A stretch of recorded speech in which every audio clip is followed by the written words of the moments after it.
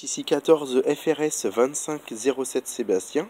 Bienvenue aujourd'hui dans le département de la Manche, département 50, plus précisément à Donville-les-Bains, là situé à quelques kilomètres au-dessus de la ville de Granville, pour une petite présentation donc, de ma station VHF portable.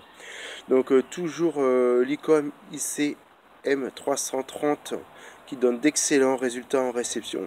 C'est franchement nickel, très bon son, sensibilité très bonne. La petite batterie bien sûr qui l'accompagne.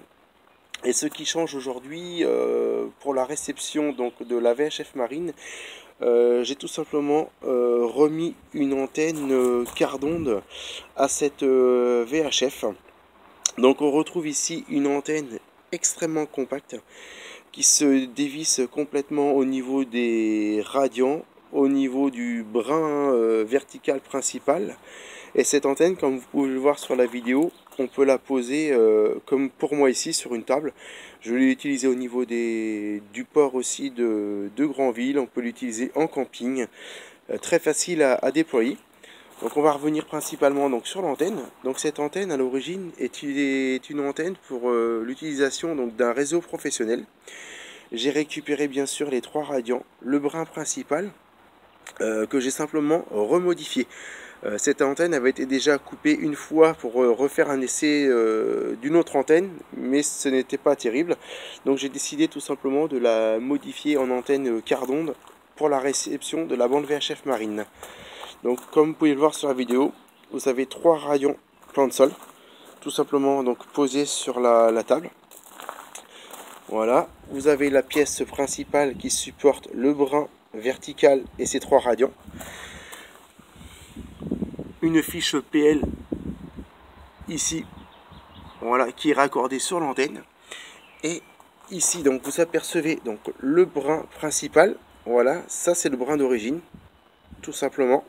Et sur ce brin d'origine, j'ai rajouté tout simplement un tube en aluminium, comme ici.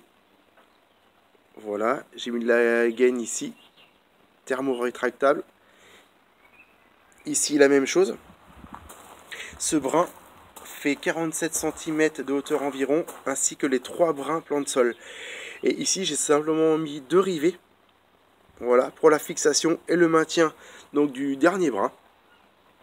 Voilà. Donc c'était très simple après ça à réaliser, très simple à modifier. Et cette antenne, franchement, on la pose où on veut. Pas besoin de mât quand on se situe à quelques mètres ou kilomètres de la mer. Là, les essais ont été faits, bon, bien sûr, au plus proche, hein, voilà, au niveau du port de Granville. Et le reste, à peu près à 20 km, posé, c'est pareil, là, au niveau du toit de la voiture. Et la réception était franchement excellente. Hein.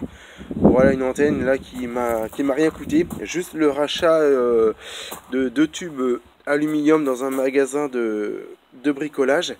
Et on a réussi à recycler une très bonne antenne. Voilà, qui reste très compacte pour ma part. Et facile à installer. Et en réception cet après-midi, on va dire c'est très calme. Ici c'est tout simplement marée basse.